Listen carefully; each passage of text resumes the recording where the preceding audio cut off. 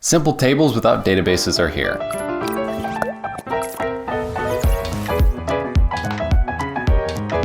That's right, if you remember any of the good old days when you would go into Microsoft Word and put a nice table in there for whatever you were doing, you can essentially do the exact same thing in Notion now. Prior to this new feature, you used to have to make tables every single time as a database, but now you can just make simple tables. And in this video, I'm gonna break down for you guys what that looks like, how to make them, and some use cases for them. But before I get into all that, I wanna first thank Thomas Frank for bringing this to my attention, making a great video, which I will emulate some parts of. Please make sure to hit that like button, subscribe, and hit the notification bell to stay up to date with all of my latest videos. For these of you guys that don't know me, I make Notion videos, I make productivity app videos, and also I have a bunch of Notion templates at riseproductive.com/Notion templates. Without further ado, let's dive right into the simple Notion tables. All right, so as you can see, I've already made an example simple table here, but let's take a minute and start from scratch. So if we want to make a table that is simple, we can do /table, and as you can see, there's a new one that's a simple table to this page.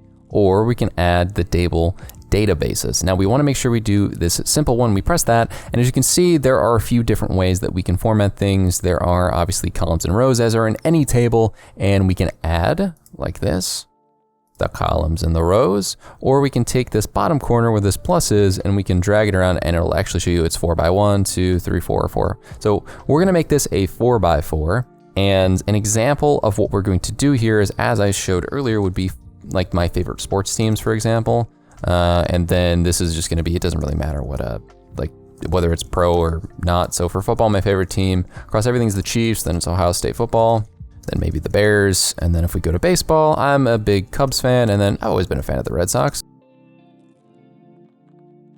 So this is how you can make one. But if we want to go into the formatting real quick, we can actually reorder any of these columns. But as you can see, there's like the 6-dot format here. So we can obviously take this and drag these around. And then the same goes for the rows. So if we want to change which order the columns and rows are, the columns are here, change it like this, rows like this, any of these. And then we also can press on it and press insert above, insert below, so we can add a different row in there if we want.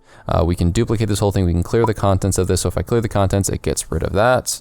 And then if I clicked on top of here, we can clear the contents of that column.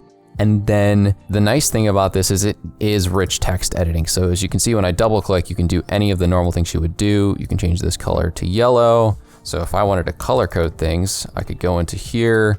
Obviously the Bulls are red, Cubs are blue, and then etc. So we could also do different things. Like if we want to take a link, we could actually paste the hyperlink in here as well. This is just a link to the script.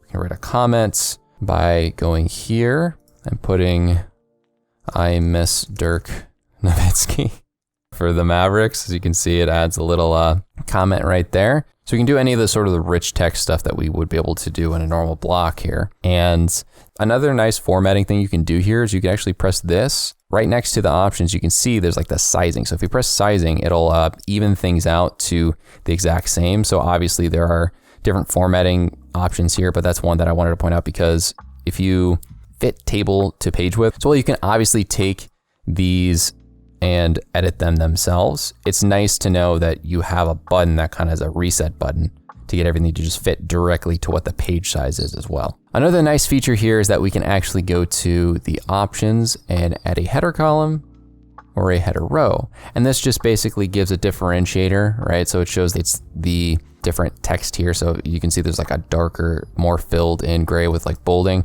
that shows that it's the header.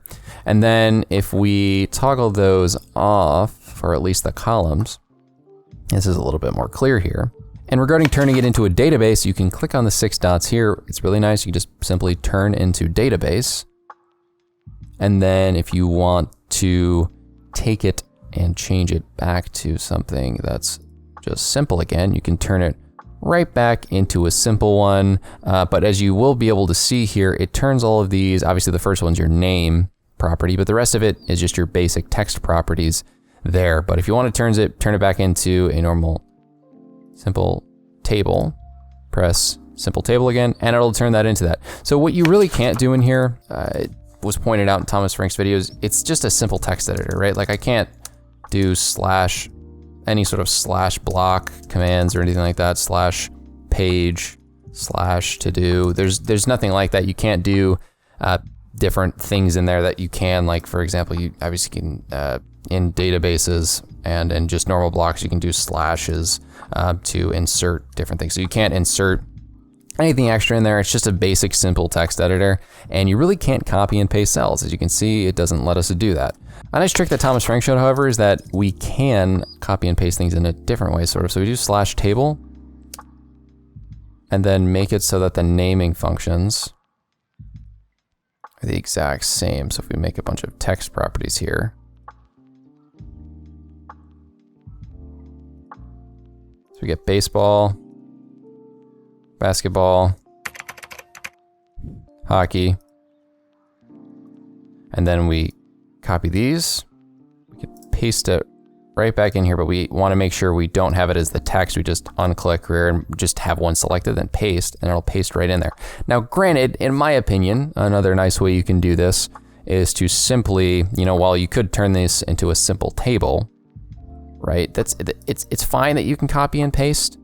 However, in my opinion, I would just prefer doing this, just taking these and duplicating it, and then just deleting what you don't want. I think that's also an option too. Sometimes I think we miss for the forest for the trees here. So those were some of the main points of what you can do with Notion Simple Tables, and I hope you enjoy this new feature. Thank you guys so much for watching this video. If you want to see any more of my Notion videos, please make sure to hit that end card right there. And with that being said, I will see you guys in the next one.